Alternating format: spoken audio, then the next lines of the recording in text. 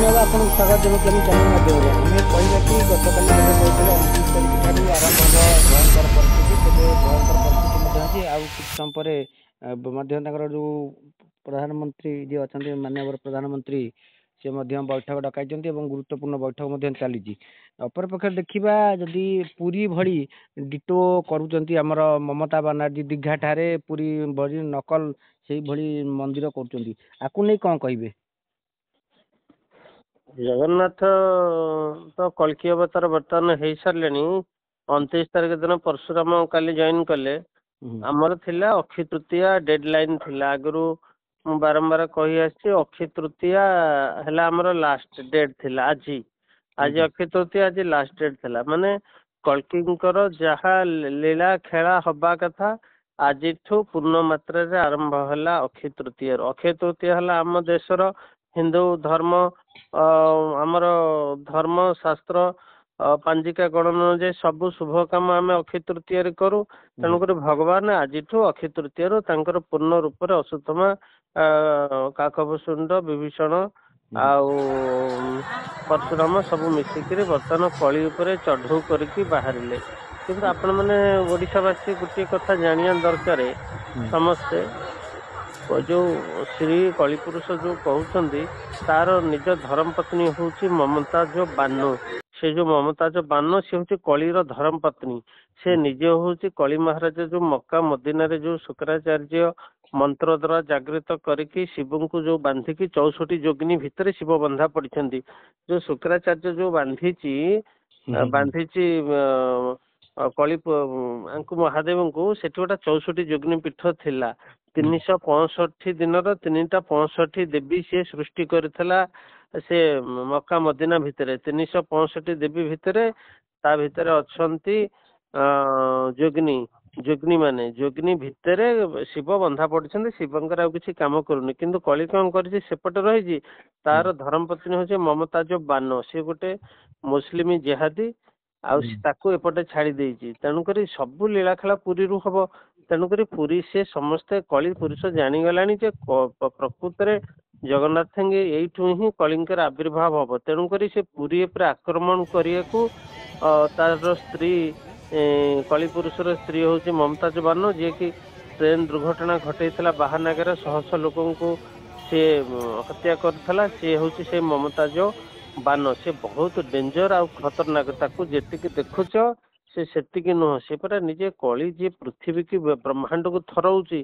तार स्त्री केते डेंजर खतरनाक देखुं कि नहीं तेणुक बद्ध करेंगे निजे कल्कि प्रभु कारण ममताज बानो को कही पारे कारण से बहुत उदंडी आ बहुत शैतान बहुत बदमाशी तेणु ताकू केवल सुदर्शन चक्र अश्वत्थामा दिव्यास्त्र हनुमान गदा आ परशुराम ब्रह्मा ये जो आमर अश्वत्थामा ब्रह्मास्त्र से मरब ताकू देखुना सी गोटे लेडीज एडिकिटे हेनी से केमी धला लुगा पिंधिकी एडिकिटे धला ता मुह को देखु ता रूप को देखु ता रंग को टिके देखु ता कथबार्ता को ता भाव भंगी देखी पारना सी एक मनीष मनीष को सेमती हुए सी एक मनीष से कलीर स्त्री तेणु से दीघार जगन्नाथ मंदिर कहीं करुच्ची सी बर्तमान जानीगला बर्तमान आउ मु जगन्नाथ को पारिबी नहीं बर्तमान से जो सेठिकी जगन्नाथ को कली पुरुष को बंधन करियो जमी शुक्राचार्य बंधन कर शिव को से जो आउ गोटा मंत्र जंत्र तंत्र मुसलमान मुगल जीन मान को रखिकी गोटे कली पुरुष को बंधन करके दीघारे रखिबो जो छतिया जो फाटबनी कि इंजिन से चाहूँ से छतिया जो ऋषिया आसब दर्शन कर छतिया बैरी स्टेशन रे फाटब से जानीगलानी बैरी स्टेशन रे जिते जगन्नाथ जीवे प्रलय हम पूरी बुड़ीज से समय से जगन्नाथ को नहीं जीव बोली दीघारे से आगुआ मंदिर कर पूजा करिया करनी जगन्नाथ कल्कि अवतार को बंधन करिए से लगी तेणुक से बैरी स्टेशन डायरेक्ट नब बोली से बर्तमान योजना चलई कथाटा ए प्रकार। अच्छा ताहले से जो ममता बानार्जी जो करूचंती शिव मंदिर भली द्वितीय श्रीक्षेत्र भली डिटो अबिकल करुचंती से ठीक नुह ସେ ପରା ଜଗନ୍ନାଥଙ୍କୁ ବନ୍ଧନ କରିବେ ବୋଲି ଯେମିତି ଶିବଙ୍କୁ ମକ୍କା ମନ୍ଦିରରେ ତା ସ୍ୱାମୀ ବାନ୍ଧିକି ରଖିଛି ସୁଜା, ସେ ପରା ଇଏ ଯୋଉ ଆମେ ଯାହାକୁ ସୁପର୍ଣ୍ଣଖା ବୋଲି କହୁନେ, ସେ ପରା ନିଜେ ହଉଛି ସୁପର୍ଣ୍ଣଖା ସିଏ। ଆପଣ ତ କଣ ଭାବନ୍ତି ସେ ସୁପର୍ଣ୍ଣଖା ତା ନାକୁଟାକୁ କେମିତି ଉପରକୁ ଉଠଉଛି 10 ଥର ଦେଖୁନା କଥାବାର୍ତ୍ତା କଲା ବେଳେ। ସେ ଛଦ୍ମ ବେଶରେ ଅଛି, ସେ ଏଠି ମମତାଜ ବାନ ସୁପର୍ଣ୍ଣଖା ହେଇକି ଅଛି, ଆଉ ଶୁକ୍ରାଚାର୍ଯ୍ୟ ସେଠି ଅଛି ଯୋଉ ଆକୁ ଧରିକି କଳିଯୁଗକୁ ଧରିକି ସେ ଅଛି ମକ୍କା ମଦିନାରେ। ଇଏ କଣ ଛୋଟିଆ ଜନ୍ତୁ ବା ବହୁତ ଦୁର୍ଦାନ୍ତ ଜନ୍ତୁ। ଆପଣ ଭାବୁନାହାନ୍ତି ଟ୍ରେନ ଟାକୁ ଗୋଟା କେମିତି ଗଡେଇକିରି ଏତେ ଲୋକଙ୍କୁ ସେଇ ସମୟରେ କେନ୍ଦ୍ରରୁ ସବୁ ମନ୍ତ୍ରୀ ଓଡିଶାକୁ ଆସିବେ ବୋଲି ଏଇଠି ସବୁ ଯୋଜନାବଦ୍ଧ ଓଡିଶା ଭାବରେ କରୁଥିଲା। ସିଏ ଜଗନ୍ନାଥଙ୍କୁ ସିଏ ମାନେ ପୁରା ସେ ଜାଣିଛି ଯେ କଳ୍କି ପୁରୀରୁ ଆବିର୍ଭାବ ହେବେ, ପରଶୁରାମ ହେରିକା ସବୁ ଏଇଠୁ ଆବିର୍ଭାବ, କାରଣ ମାହେନ୍ଦ୍ରଗିରିରୁ ପରଶୁରାମ ସିଧା ପୁରୀକି ଆସିକି କଳ୍କିଙ୍କ ସାଙ୍ଗରେ ବାହାରେ କାଲିଠୁ ଜଏନ୍ କଲେ। ସେ ଜାଣି ଯାଇଛି, ତେଣୁକରି ସେ ଜାଣିକିରି ଲକ୍ଷ ଲକ୍ଷ ସବୁ ଜେହାଦୀଙ୍କି ପୁରୀକି ପଠେଇକି ଏରିଆଟାକୁ କେମିତି ନଷ୍ଟ କରୁଛି ଆପଣ ଜାଣିପାରୁନାହାନ୍ତି। ଗୌମାନଙ୍କ ଶରୀରଟାକୁ ପୁରୀ ଭିତରେ ପ୍ରବେଶ କରେଇକିରି କେମିତି ସେ କରଉଛି ଦେଖୁନାହାନ୍ତି। ସେ ଗୌମାନଙ୍କୁ ଯୋଉ ପ୍ରବେଶ କରଉଛି ଶରୀରଟାକୁ କେମିତି ପ୍ରବେଶ ସେଇ ହିଁ ସବୁ କରଉଛି। ସେ ପରା ହଉଛି ସୁପର୍ଣ୍ଣଖା, ସିଏ ବହୁତ ତାଡକା ଅସୁରଠୁ ସେ ଆହୁରି ବଦମାସ। ତେଣୁକରି ସେ ସବୁଠୁ ଫାଷ୍ଟ ଟାର୍ଗେଟରେ ରହିବ ଅଶ୍ୱତ୍ଥାମାଙ୍କର, ପରଶୁରାମଙ୍କର, କଳ୍କିଙ୍କର, ହନୁମାନଙ୍କର ସିଏ ରହିବ ଟାର୍ଗେଟରେ। ତେଣୁକରି ସେ ଯୋଉ ମନ୍ଦିର ଫନ୍ଦିର କରିବା କଥା କହୁଛନ୍ତି ସେଗୁଡା ସବୁ ମିଛ। ସିଏ ଏଠି କାହିଁ ମନ୍ଦିର କରିବ? ଯିଏ ରାମ ନାଁକୁ ଡରୁଛି, ଯିଏ ରାମ କହୁନି ରାମ ନାମକୁ ଡରୁଛି, ସିଏ କାହିଁକି ମନ୍ଦିର କରିବ? ଟିକେ ଓଡିଶାବାସୀ କଣ ବିଶ୍ୱବାସୀ ଏତିକି କଥା ଜାଣିପାରୁନାହାନ୍ତି।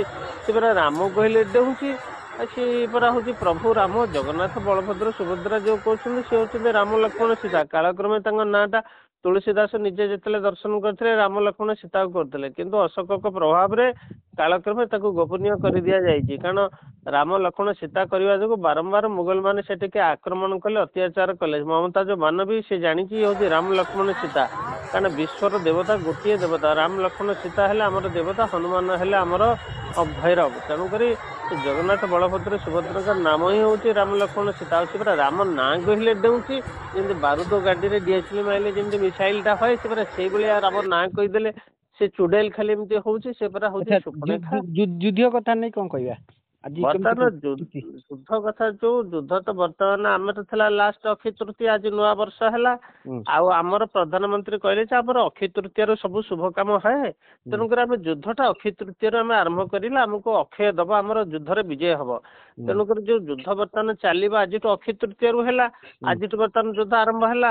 ଅକ୍ଷୟ ତୃତୀୟା ହବା ପରେ ଲାହୋର, ଇସଲାମାବାଦ, କରାଚି ଆଉ ପେଶୱାର ଏଗୁଡାକ ସବୁ ସିନ୍ଧୁ, ପେଶୱାର, ଲାହୋର, କରାଚି ଯେତେ ତାଙ୍କର ସବୁ ମୁସଲିମ ରାଜ୍ୟ ଗୁଡାକ ଅଛି, ସେ ସବୁ ରାଜ୍ୟ ଗୁଡା ବର୍ତ୍ତମାନ ଭାରତ ସାଙ୍ଗରେ ମିଶିଯିବ। ରାଉଲପିଣ୍ଡିଟା ମେନ୍ ଟାର୍ଗେଟରେ ଅଛି। ରାଉଲପିଣ୍ଡି, ପେଶୱାରଟା ବେଶୀ ଟାର୍ଗେଟ, ତାପରେ କରାଚିଟା ଅଛି ବେଶୀ।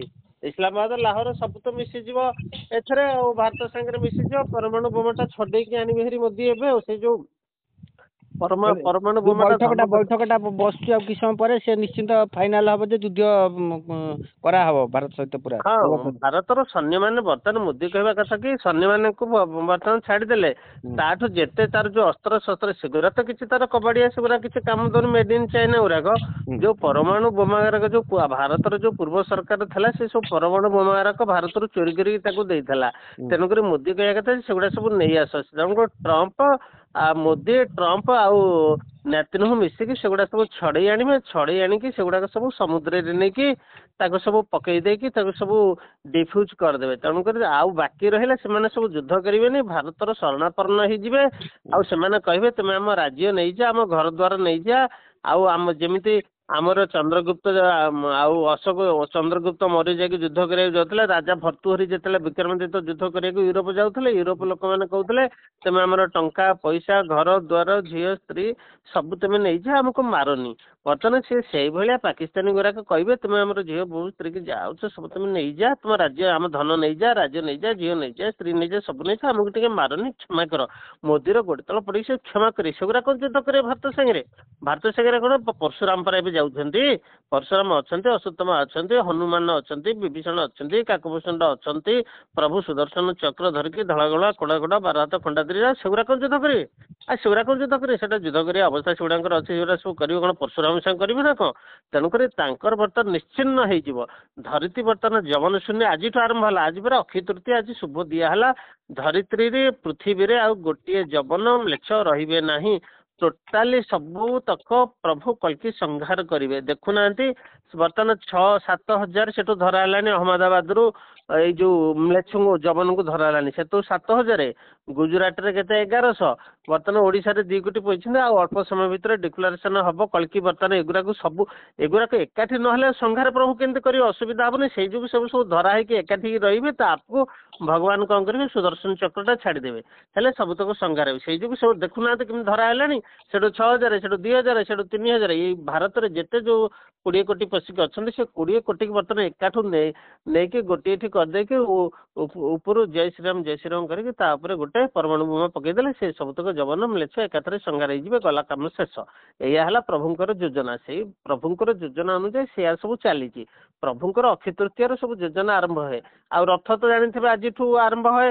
ଏ ବର୍ଷ ରଥ ଆଉ କ'ଣ? ଜଗନ୍ନାଥ ମହାପ୍ରଭୁ ଆଉ ରଥରେ ତ ଆଉ କ'ଣ ଯିବେ? ସେ ପୁରା ସୁଦର୍ଶନ ଚକ୍ର ଧରିବେ, ଧଳା କଳା ଘୋଡ଼ାରେ ବାହାରିଗଲେଣି।